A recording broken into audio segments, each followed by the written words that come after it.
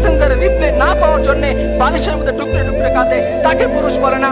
ওই ছেলেকে পুরুষ বলে না। যে ছেলে বিশেষ না হইলে পরে গলায় দড়ি দেওয়ার জন্য চিন্তা করে, ওই ছেলেকে পুরুষ বলে না।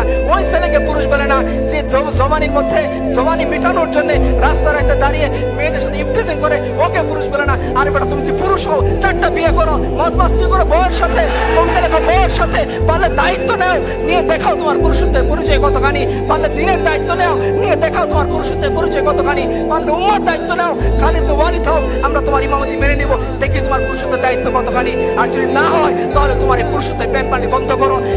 ইতিহাস তোমাকে মনে রাখবে না, ইতিহাস মনে রাখবে খালিদ ওয়ালিদকে, ইতিহাস মনে রাখবে জাফর ইবনে আবু তালিবকে, ইতিহাস মনে রাখবে আবু বকর ওমরকে, যে ওমর পারস্যের সামনে দাঁড়িয়ে চোখে চোখ রেখে কথা বলেছিলেন। ইতিহাস মনে রাখবে রিবি ইবনে আমরকে, যিনি রুস্তমের সামনে দাঁড়িয়ে বলেছিলেন রাসূলুল্লাহ সাল্লাল্লাহু আলাইহি সাল্লাম 3টা অপশন আমাদের সামনে দিয়েছেন, হয় ইসলাম কবুল করো, শান্তিতে থাকবা, রুস্তম বলতে পারবো না, তাহলে অপশন 2 তুমি আমাদেরকে জিজিয়া দিবা, আমাদের অধীন হয়ে যাবা। রুস্তম বলতে পারবো না, তো অপশন নাম্বার 3 তলোয়ার সমাধান করবে তোমার আমার মধ্যে, হয় তুমি জীবিত থাকবা না আমি জীবিত থাকবো।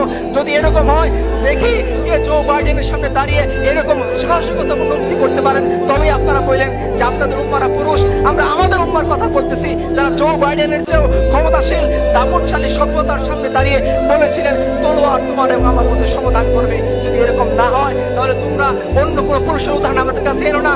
আমাদের কাছে হসিমের পুরুষ না, অমুক তমুক পুরুষ না, আমাদের কাছে পুরুষ হচ্ছেন রাসূলুল্লাহ সাল্লাল্লাহু আলাইহি ওয়াসাল্লাম, আমাদের কাছে পুরুষ হচ্ছেন তার চাচাতো ভাই জাফর ইবনে আবি তালিব, আমাদের কাছে পুরুষ হচ্ছেন আব্দুল্লাহ ইবনে ওমর, আমাদের কাছে পুরুষ হচ্ছেন যায়েদ ইবনে তাসিনা রাদিয়াল্লাহু আনহু, যারা মৃত্যুর মুখে হাসতে হাসতে নিজের জীবনকে নিয়ে যেতে পারেন শুধুমাত্র এক আল্লাহর জন্য, উম্মতের জন্য, দ্বীনের জন্য, এবং যারা নারীদের দায়িত্ব নিতে পারেন, যারা সমাজের দায়িত্ব নিতে পারেন, যারা অর্ধ পৃথিবীর বাদশাহ হয়ে ভিখারির মতো ফকিরের মতো জীবনযাপন করতে পারেন, আমরা এদেরকে পুরুষ মনে করি। আমরা তোমাদের আনা উদাহরণকে কখনোই পুরুষ মনে করি না।